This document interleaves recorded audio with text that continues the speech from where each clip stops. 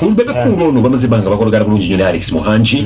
but finally I don't really know what went wrong this time round, and ekijja nti agenda kubanga mutwala mu kooti. Aho njagala tutandikire kiki kyagenza obuzibu okusinziira gwe wakiwulidde. Okusinziira nga bino kirabye essaawa zino bentunulira Muhangi ng'ejja badde akolamu ebintu bye. Muhangi y'omu ku bayimbi abasinga okusasula ba artist kuba comedian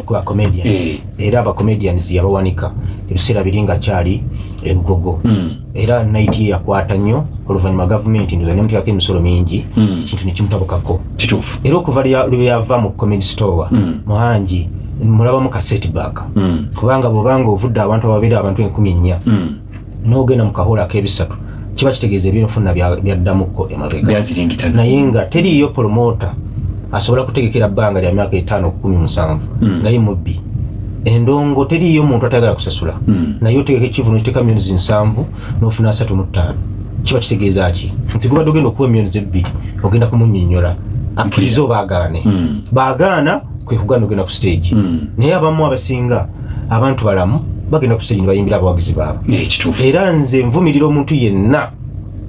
artist yenna ng'otuusa awantu promoter ogenda kumumagamaga nga bajjo tomulaba nyasizza nga balamu esaati alikyusizza ataddemu esaati endala nga tokyabula lusekomu bulamu botegesemu endongo tewaliwo yansinze kudduka mu ndongo wano kye bagamba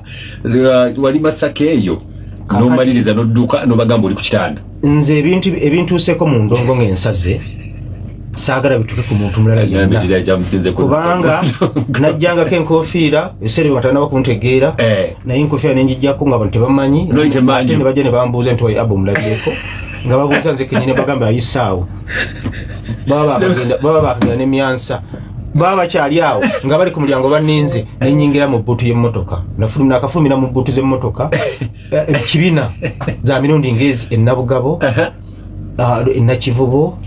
ne mu lubiri awo nafulumiramukko mu bbuutu nga muba kutwalira n'ennamboole nafulumirako ko mu ambulance mukyepukulu bakigamba nze ngenda nendaba abantu abalowooza nti promoter adduka ku ndongo mbabeera mubbi kituufu eri abayimbi abasinga tebalina bugumiikiriza naye kyepukulu abantu bwebafuna abitekisa okumanya ngo mulyaza amaanyi omusajja gwe kyekyakutwalira mu ambulance okufuna abantu kirala n'okufuna amagoba osobola okufuna abantu nga tebajjamu ssente zokaza eki ekyokufuna abantu kya bulijjo ne kamera abantu 100 ebalaga 10 ezi kakati abantu ne babeera wali ne bajibisa akikubye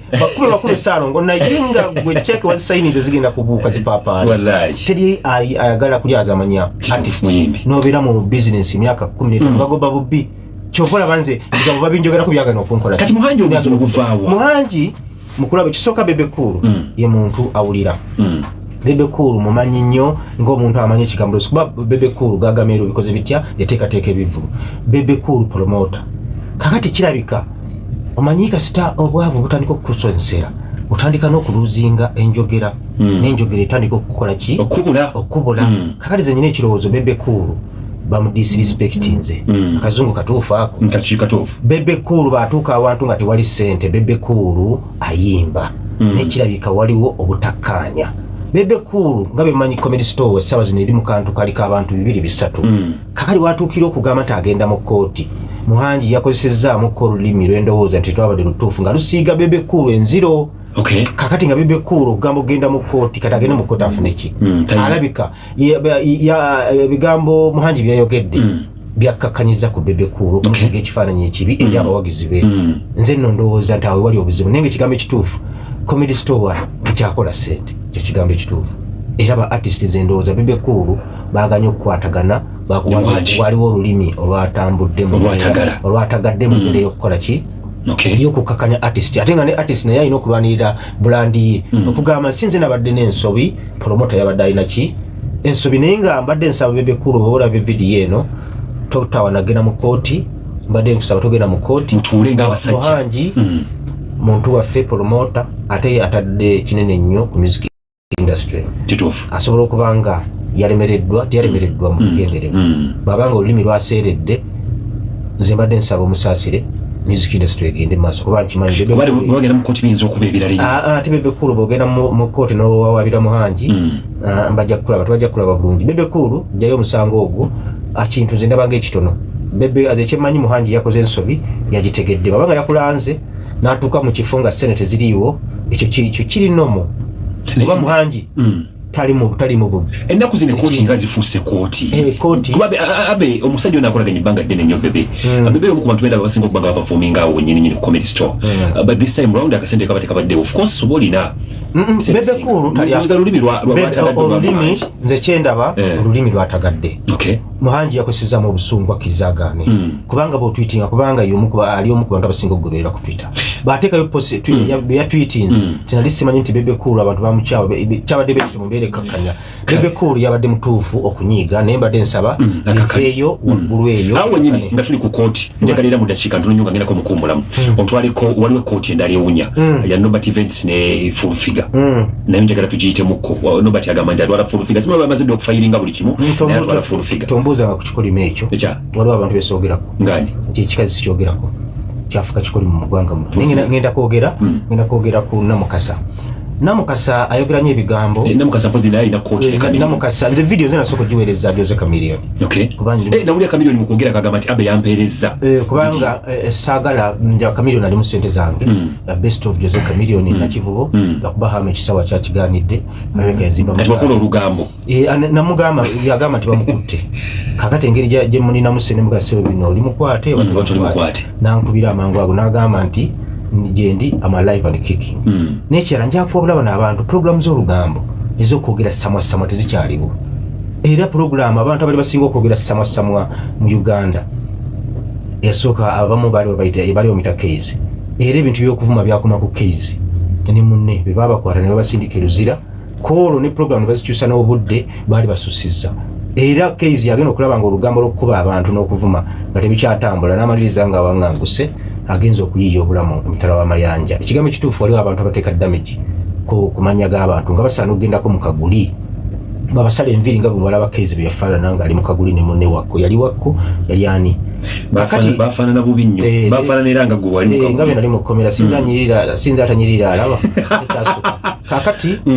omukyalo oyo asobola okukola puroguramu ez'olugambo owulya bulungi naye nga talina nga puroguramu nga tutaddeeko bantu kuwaayiriza nakukonjera defamation okwogera ekintu kitali kituufu kalebole kakati Namukasa ekigambo ekituufu Namukasa yeetaaga okusibwamukko ate nga kawala kanyumira ebintu byako bekaba nga tekagenze mu defamation ebigambo byako binyuma kalina olwali era kekawala kasobola okubeera mu puroguramu z'olugambo n'onyumirwa essaawa zino kekaliwula kuba nti tekanaba kubeera abantu watuufu kakolera bintu byake naye ne kagerera ku platform emalayo ekyenda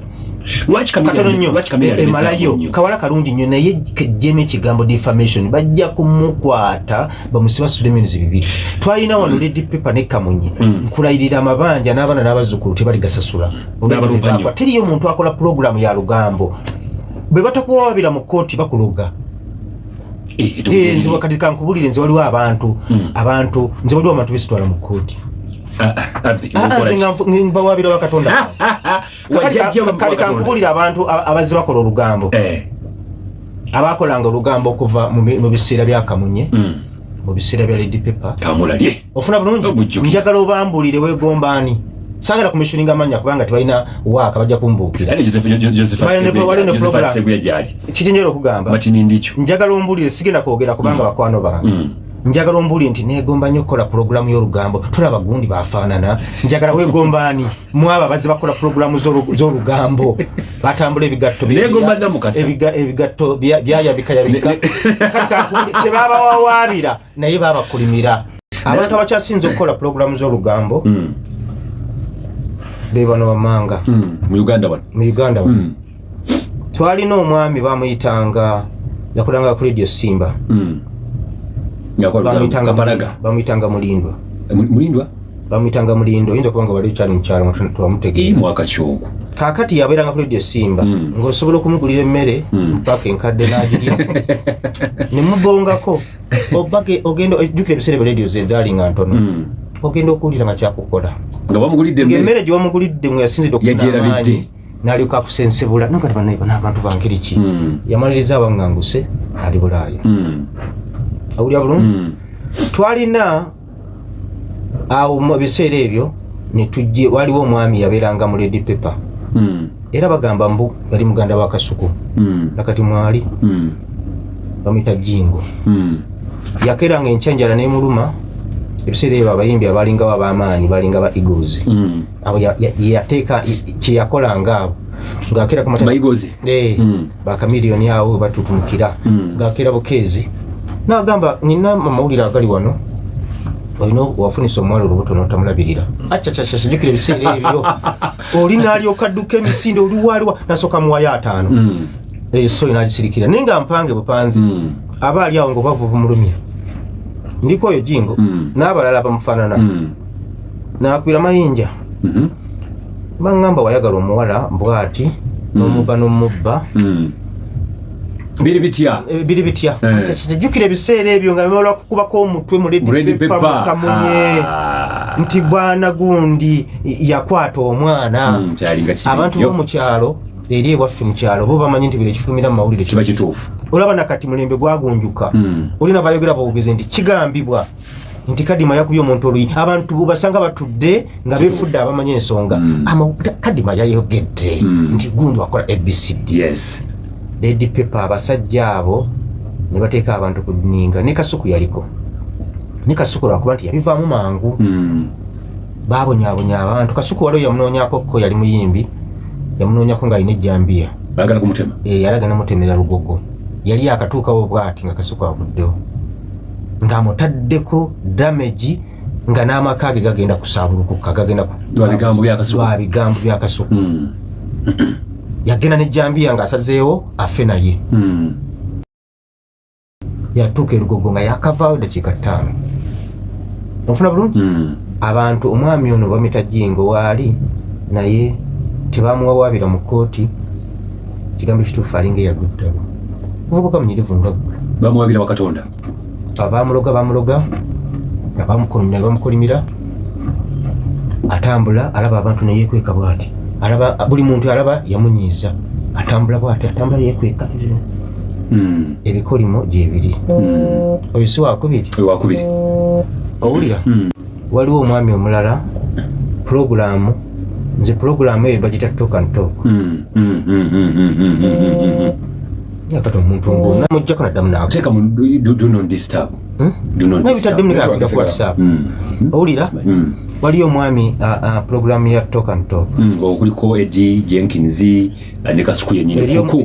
kuku eriyo omwana wasobola okugamba taata njagala mbeere nga Kasuku amini akasuku ye kyali mwana muto sabi nasobola okutereeza yala kubanga Eddie Sendi Eddie naye si mukulu Eddie naye si mukulu ali awo siri ku myaka eriyo omuntu asobola okujja wanaga dadi taata njagala mbeere nga Sendi kaddiwa taata njagala kubaira nga lwaki nedda linda kono munene yani Jenkins yono Jenkins omunene Jenkins taata njagala mbeere nga Jenkins ambera ku radio nga nkola olugambo kuba serebu dala mazima Katonda mugulu ng'otegeera bulungi gyali abaana gye bali abaana era bye baali bakola bibanga ddala byali birungi lwaki puroguramu yavaako toka genda maaso zebampa Saida Kaloli oyo mulamu teri muntu atamanyira ku Saida Kaloli Saida Kaloli manyi ebintu bigenda ne byeyitinganya ne bijjira mu budde bwe bumu nagenda ne nkola Saida Kaloli oyo nansala kale bye yansala nagenda bava Hoima Masindi nga yonna nsala kati ne tugenda Embaale ate abantu ne babeera bangi ate nga sho ngitunze ne bakwata ssente byekugamba abayimbi abanene abafuna ettutumu abayimbi abato abafuna ettutumu ne bakola amalala ate be mamala okugwa ate ne bayiga empisa Saida Kaloli kyeyali yayita kisuubira yali bamukyala wali Bukoba n'afuna oluyi n'akuba megayiti n'etambula kabuna mawanga nga yo okugenda wancekeca nk'ebinyoba Salome yali megayiti ya East Africa kakati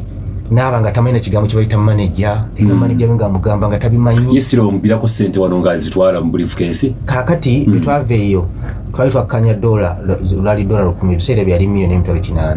Hoime tusaze twamuwako half Masinde atusaze ntumwako half tumugamba tukyalina sho nyingi tujja kuwa ki mu maaso kati bwe twatuuka Embaale shota ningi tunze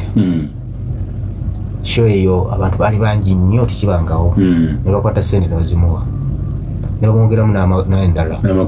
n'abagamba mwenyongera mahera mufunye abantu bangi muno kakati niye nava kundagano million dollars olukumi alufunyi naye olwokuba nti kyeyali tasuubira kali n'obuntula muti yabulina nagenda ku stage nagamaze singenda kuyimba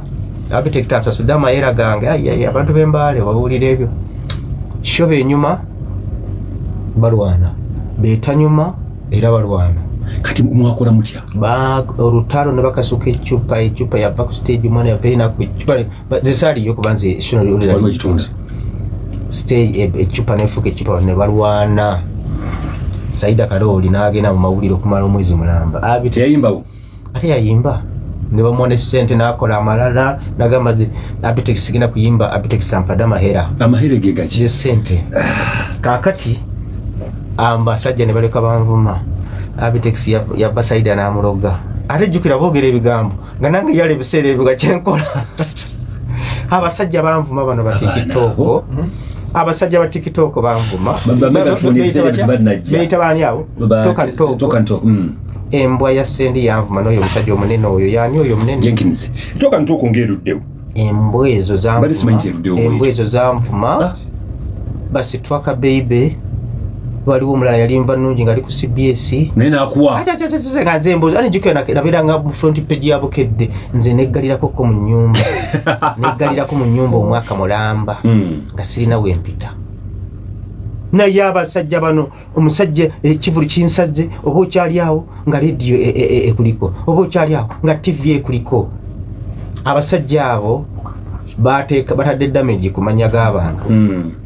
era sirowooza nti balina emikisa mu bintu bye bakola baali badde bamaanyi nnyo okusinga be bali naye ebikolimu ebibeetoolodde ebyo bingi kakati abo toka ntoko balaba abo waliwo akasajja kagenda Bulaaya bakayita ani Mukasani bakayita Ibula Mukasa Ibulake kasajja ako kateeka damage ku bantu akasajja ako kansubye nti ku kyeyo gyali alina emirembe njagala ombuulire abantu bosobola okwegoma ntono akola olugambo ng'avuma abantu ali obulungi gosobola okwesiimisa tuli wamu betwavaawo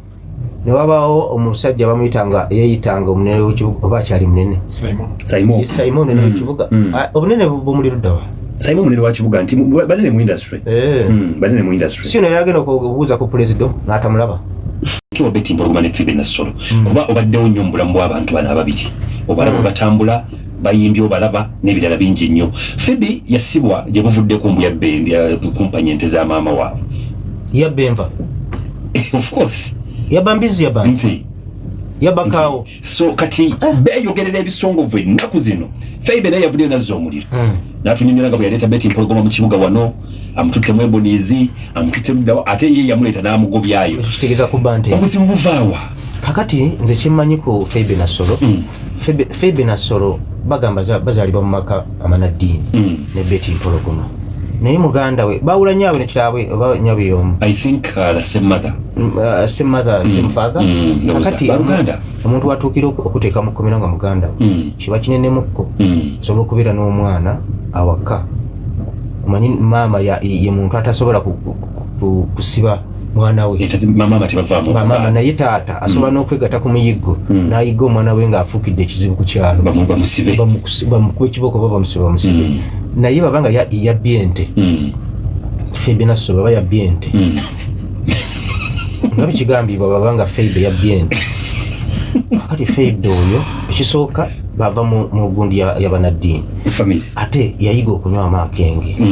Phoebe Nassolo amanyi okunywa akenge ne yeerabira n'amanya ge amanyi okunywa akenge ate ovanga ku muntu ekintu okukuwasa kuba bakigambibwa nti Betty Mpologoma akenge kamuwasa Betty Mpologoma Phoebe Nassolo kakati essaawa beetuuka ey'okunoonya akenge nga tokalaba ekikubeera mu maaso osobola okukitunda kakati bwe kiba nga ddala kituufu yatunze ente enva babanga yabbye enva yagenza okubba ente ng'ayiyeemu akenge kyabuswavu nnyo ente sogimba wekka Phoebe Nassolo aba yabbye ente ate okubanga bw'ali yaliko ne ttiimu Phoebe Nassolo aba yabbye ente abe ejo kituufu ente yagitwalidde ku pick up yagoba ngobe simanyi kyabulabe nnyo naye ekyo babanga bamusibe bamusibe kubanga Phoebe Nasolo ayibika akenge kamuwasa ne kamuwamba kati sente zakenge oba oliawo bezaabuze nasala wa bente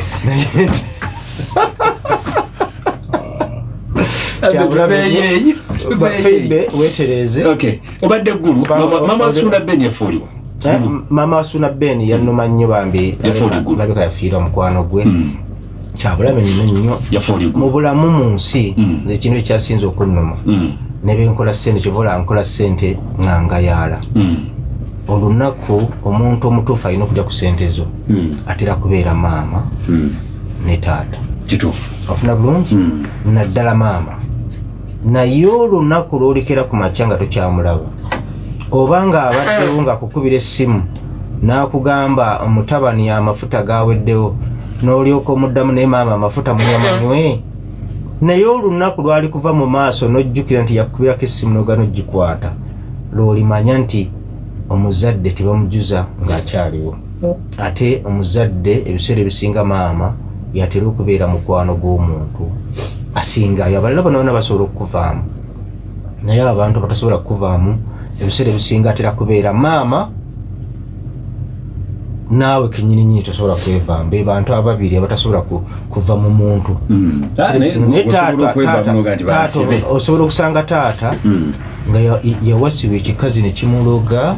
n'abeeraawo nga tafa ku baana be n'akyukira ddala ng'ali awo n'agamba ate oba mami agayogedde n'agoba n'abaana be waka nga bamusaayiga kuba afunye omukazi amuluzi ng'asiriwadde naye maama ebiseera ebisinga yabeera mukwano gwo asinga nze olaba abakadde bange baava mu bulamu nga tebeeyagadde kinnuma neŋŋamba ŋŋenda abana abantu abatwetoolodde abakuwaana nga tufunye ssente abo bonna baba tebakwagala baba bakwetagako ssente zo naye ekitalo nnyo ekya mama Wassuuna kitalo nnyo nadde nyina okuziika lwakuba nabadde bunaayira kitalo nnyo awo wenyini mukuziika Ssuuna avaayo n'ayogera ebigambo byali bingi nnyo nsonga za nnambwayo tumaze ebbanga nga tuzogerako nnyingi nnyo wano zattukira ddala this time round Kamoga Properties n'agamba ntagenda zikomyawo egase n'akayiringu abamu bakinterpretinga nje agamba mukyala we Nambwayo awo wenyini Kamoga Properties yatutte Ssuuna Ben mu kooti ayagala amuliyirire olw'okwonoona erinnya lye n'ebirala bingi nnyo so nga n'abantu bagamba nti there is something behind this whole situation bagamba nti waliwo ekiri emabega wa bino Nambwayo osobola kuvayo claiminga bintu nga tabiinaamu mukono n'ebirala bingi nnyo obadde ogoberera embeera eno nja tutandikirawo ekisookera ddala ngenda kwogera ku bakyala abasajja mwenna buli lwoba ng'owasa omukyala abakyala b'omulembe guno bayinooneka abakyala b'omulembe guno basuubuzi abakyala b'omulembe guno ajja mu bufumbo nga talina laavu naye nga azze kubala bintu n'akuzaalamu omwana asooka n'obwokubiri n'obwokusatu n'obwokuna naye nga laavu yo tagirina ng'abasajja bayagala bali naye nga gwe yajja alina kyakubalako ebiseera ebisinga bye babala bigaana bugaanyi ne batomera naye abakyala b'ennaku zino ebitundu 7 ku 100 tebakyayina laavu bajja babala bintu ate mu bulamu naddala ffe abasajja abasinga obungi naawe atanaba kutomera saba Mukama Katonda oleme kutomera mu bulamu buli muntu abasajja abasinga obungi mu bulamu buli muntu abeerayoko n'omugwanyu ogukufuukira ekizibu Ssuuna Ben yagambye akayiringu yes kakati mu bulamu omuntu abeerayo n'omukazi ne bwejjusa olunaku lwewava awaka n'ofuluma n'omusinkana ebigere byantunda kakati nyina oluyimba lwafulumakokko era abakyala abo boola bajja mu bulamu bw'omuntu ng'azze kubala bizinesi n'agamba oyo kasi tamufunamu omwana mba ntutte buli kimu era oluyimba oluyita tukombooza lufuluma wiiki ejja nsiri wange nteeka mu ntalo muyimbi wange oluyimbi lugenda kuyimbibwa Pedro Matovu nagenza okulaba ng'embeera abasajja gye bayitamu n'abakazi tujja bakolera kuba n'abakazi nabo akera kumakya n'azaala mu musajja omwana neyejusa olunaku lyamuzaalamu omwana ate nga takyamuzaayo naye abakazi babonyabonyeza nnyo abasajja ava awaka nze manyi lwaki sisobola kuwasa mukazi lwaki sisobola kuwasa mukazi teriyo kintu kinyiiza mu bulamu omukazi okujja ebiseera ebisinga abakazi bafuna buli kimu ku mukeeka okumukwana luba lutalo ne beeganya ng'akalombolombo kaabwe ate bakkiriza n'akufukira ekizibu n'otuuka ekiseera okubanga oyagala okiveemu n'alyoka akulemerako ate omukazi gw'otayagadde tebefunisiza mbuto woowe n'afuna olubuto n'omutwala mu DNA n'ogenda ng'osabirira n'okuba akabonero omwana aleme kubeera wuwo olw'empisa embi z'abaalina jjukira oba teomuyinaako laavu oluusi bibeera bya jasiti n'otuula ng'osabirira omwana aleme kubeerawo mugenda okuba ebitundu 99 n'obutundutundu 99.9 ng'omwana n'olyoka ofuna ekizibu eky'olubeerera mu bulamu bwo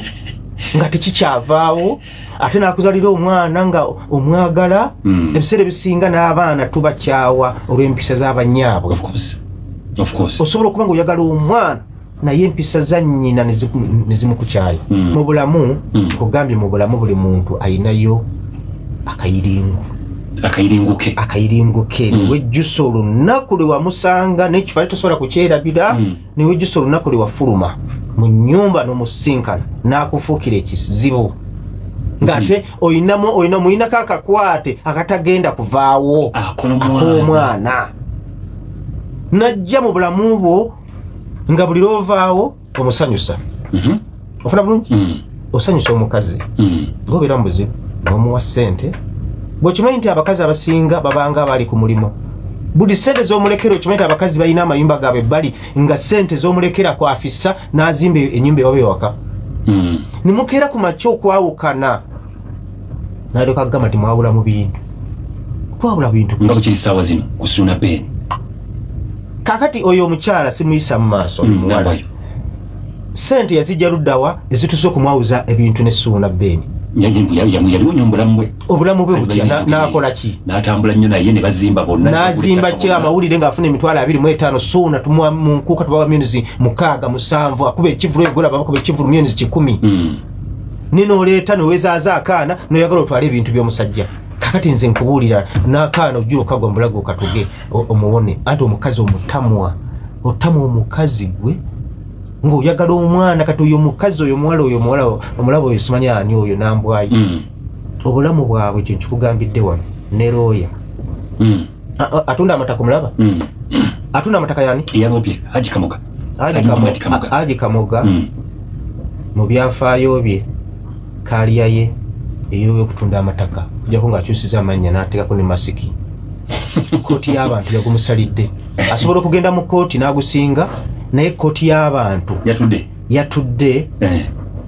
neesalira omusango Nambwayi ne property master bamuyitaani Kamoga kyangu nnyo gwe ngenda kuba amagezi Nambwayi okyalina obulamu buli waliko Sire Queen bw'obanga Suna Ben alemezaamu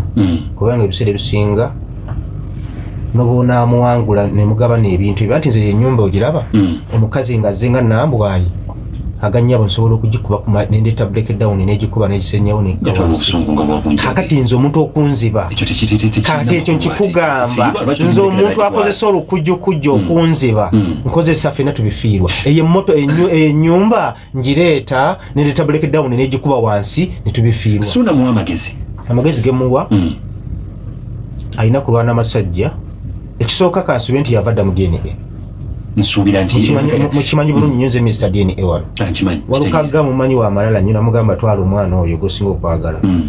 n'agana okukiwuliriza era nakyogera nekimugambira makindi n'atambula nakkirira naye tuba nga tetukyayogera yagenda okukiraba nemugamba nze abaana nakebedde 9 nga bonna si bange n'atwala abaana puresa nemusukkako n'asooka kuba oluyimba ndaga butonde konseti gyasembayo bigambo byange bibange ebyekisirusiru naye bimanyi okubatuula ku myoyo byagamba naye aba nesibyekola kisitwala omwana muki mu DNA abaana ne bavaayo abasoba mu 6 nga siki ekisooka mu bulamu abasajja batomera n'abakazi batomera tutomera n'abakazi nabo oluusi bakola ki batomera bakizuula nti omwana uwe akitwale nti yatomera awulira kuba nze nambwayi nkamanyi kasire Queen Kayaayi tuwesibanga ku muntu mutuule mugamizi kankwate myezi 15 oba 2 nzikuwe ogende okyusa obulamu ogende bibyo naye toberanga n'omusajja nga temweyagala nga tomufunira mu mirembe agamba nti Bobby nawo kimanyi singa ndivayo n'enjogera ekyama kino obulamu tebugenda kusigala kyekimu trust joyina mu bantu egenda kugwa n'ebirala bingi nnyo bano balina kiki in common kakati ekigambo kituufu mu bulamu buli muntu Katonda yamutondera engeri gyagenda okumalamu kadima olunaku Katonda bali kutondera nti ojja kufa accident era sigisukka essaawa n'obudde togenda kubisukka ekigambo kituufu Mukama alina engeri gyatugerera buli muntu amugerera mu mbeera ze ojja kulwala kino ojja kulwala sukaali ate tegaba amagezi gaffe abantu bangi nnyo bawonye siriimu n'osanga abasajja 5 nga bayagala omuwala nga mulwadde naye ng'omu ye yalwala abalala bavaayo balamu tegaba magezi essaawa zino weewalanga nnyo okugondamuko n'ofuna entondo n'otandika okunyiigira abantu MC Katsi byakola kati bimuswaza tibimugattako ate nga bw'obeera mu bulamu nga bugonvu kiba kirungi nnyo n'obuwumuza n'otadda mu ntalo zitagasa essaawa zino Kyagulanyi Ssentamu tewaliwo kintu kisobola kumukakkanya nga kivudde wakati sikirabawo kubanga ebintu ebisinga okubeera ebibi essaawa zino ebintu ebisinga okubeera byosobola okwogera ku muntu kubanga Kyagulanyi ayina obulamu bwe obw'emabega nga tannaba kufuuka mukulembeze ate era akozesa nnyo ekigambo nti abantu basaana okuweebwa chance ebintu ebisinga okubeera ebyobulabe mu bulamu kwe kugamba nti gundi yalepinga omukazi awulira oba yakwata omwana bintu ebisinga okuwulikika obubi naye essaawa zino ekisooka omuntu agenda okwogera ebyama ku muntu yaani agibwako adiisi kakati MC Katsi mukwano gwange ze musaba ekigambo kimu talina kigambo kino nyina kyayinza kwogera ku Kyagulanyi nekimukosa MC Katsi ekisooka yavaayo neyeerangirira mu mbeera gy'alimu status ey'obulamu tewali bwe yakimukaka nze mbadde musaba essira kubanga MC Katsi alina erinnya asobola okukola proposal n'atambuza enjiri eyo n'afuna ssente n'abeera bulungi enjiri eyo oluvannyuma lw'okwerangirira asobola okufuna ssente mu bagabi b'obuyambi n'atambuza enjiri eyo naye entalo zaalimu tezimugattako kaakati essaawa zino Kyagulanyi Ssentamu kituufu waliwo abantu abeeyita NUP ebiseera ebyo nange nali sikkanya naye mu mbeera y'okuvuma bano ababuyabuya be balumbuye bano ab'e South Africa nga bawogana nga bavuma abantu mu linnya lya NUP ate Bobby n'atavaayo n'eddoboozi ery'omwanguka nti abo babikola ku lwabwe awo nawonayo batyobolera Ssaabasajja Kabaka awo Kyagulanyi tiyavaayo tiyalaga ddoboozi liraga nti abo byeboogera babyogera nga bo akkirizagane MC Katsi wali abawagizi ba NUP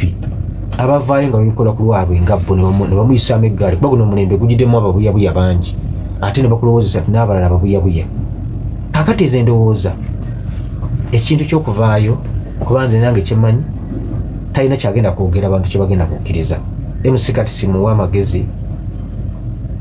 omanyi Bobby Wine oyo bw'otamwegendereza omuggyako ekisiraani oba omukisa ayinza okusuula oba okwambusa weebale nnyo omuyimbi gwe bayita Gravity Omutujju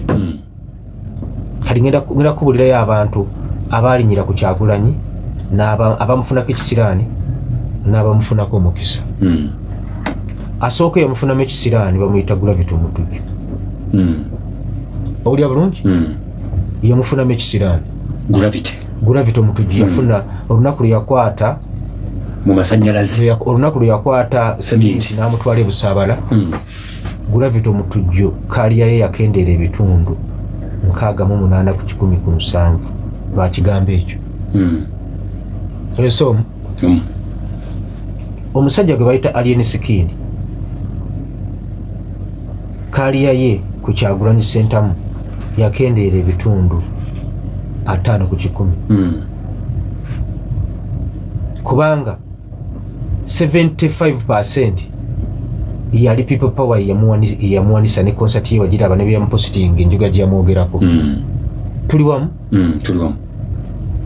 kakati MC talina kyafuna ku Bobi Wine talina musenze gunaga afuna ate okujjako ku mutunuulira obutunuulizi ne bagamba ali kuki MC samagezi gemuwa ensonga inafu nnyo ebyama byabyesigaleze abantu tebalina kye babyetaaze bamukwata ne bamukuba bamutwala yamala ennaku zalinga nnya Megatron chairman Nyanzi 4 days kakati bamukwatira okubiri baide n'amasasi ganyooka n'amala n'ababulako ng'olinga atali mumativu n'ebintu byenkunnyonnyola kakati bw'okolanga ebintu kooti y'abantu neegana okubigula oba olina okutuula mu nsi olina okutuula mu ntebe yo wekansulinge ekisooka chairman Nyanzi yaliko chairman wa NRM mukamwokyo era akuze ensi yonna emumanyi nti chairman nze mujjukirako ekintu kimu nti yafunako ttende wa Ssebaggala nga yavunaanyizibwa ku kujjayo baana naye obuggulu bwa chairman Nyanzi ng'amanya nti ekivulu kya Abitex amumanyi n'essimu agiina n'alyoka avuga emmotoka ekiro 9 ng'agenda asala baanansi ng'asala baanansi yatubonyaabonya chairman Nyanzi oyo alina omululu n'omutima gwesimutuufu chairman Nyanzi neewuunya ebbanga lyamaze nga chairman atasobola kwogerera luzungu dakiika 5 chairman Nyanzi bamubuuza ekibuuzo eky'Oluganda ne kimulema okuddamu chairman Nyanzi atasobola kuteesa bigambo tasobola kuteesa dakiika 15 ng'ateesa mu luzungu ne mu Luganda lwennyini musajja bamubuuzaako ekigambo musajja osobola okusoma n'otayiga chairman Nyanzi bamubuuzaako kadi yaffe NRM ogizadde amazima gakatuna ekibuuzo kyamulema okuddamu ekibuuzo kisobola okuddibwamu n'omwana wa P1 chairman Nyanzi bamubuuziza nga ali ku TV n'agamba tebankubye ate n'agenda ku CBS n'agamba bantulugunyizza nnyo n'alaga n'ekiwundu ekyekigere ekiri ku kigere chairman Nyanzi ne bamubuuza bakubuuzizza batya n'agamba amannya g'abantu abadde ku foleni yagajja wanga baali banja bali ku foleni yabe chairman Nyanzi amuwa olukusa okugenda okwogera mu kamera abajjaga gaali bangi ali serious ayagala agenda mu parliament of course ateeseyo kakati abantu chairman Nyanzi okukwatibwake kwakubiddwamu ebituli era abalengere wala bagamba yazze akulietinge simpase olwokuba kanokiza olwokuba kanokiza Besigye kanokiza Besigye munanga alimbya ddala tali mu bintu bya kabampande bino ebya mufumbiro ono omwogezi omufumbiro ntabula waswa mufumbiro baba ayogera ogera n'ogamba nti oba byayogera nga ye oba byogera ku lwakibiina omwogezi wa kibiina naye oluusi antabula n'ogamba oba ayogera lwaki mutunulidde n'ekintu kya Nyanzi ne mugamba nti chairman Nyanzi mbadde musaba ekintu kimu njagala abeere Sali Musale wa Bobi Wine nga Bobi Wine bwemunoonya nga tomulaba ogenda wa chairman naye ekigambo ekituufu siri nabbi talina kifo kyonna kyagenda kwesimba wa kiwangule omukisa gwe yafuna gwali gwa nsereko ogwo gwayitawo chairman Nyanzi buli kyakola kyonna kimuzzabuza mabega chairman Nyanzi baba tusobola kuteeseza ne mu lulimi Oluganda lumanyi obulungi gwesobola okuteesa mu luzungu okumalira dakiika sirumanyirayo ensonga lwaki kisobola kwesimbawo chairman Nyanzi ne mu lulimi Oluganda lwamanyi nalwo tasobola kuluteesezaamu kakati oluzungu nze baba ayigula oluzungu nze mbeera mu bweraliikirivu ngamba oba ekigambo ekiddaka nakituusa chairman Nyanzi nsaba abeere mobilizer wa NUP era mbadde musaba okukwatibwakwe ekkooti y'abantu yakukubyamu ebituli ne musaba ebyokwesimba wabireke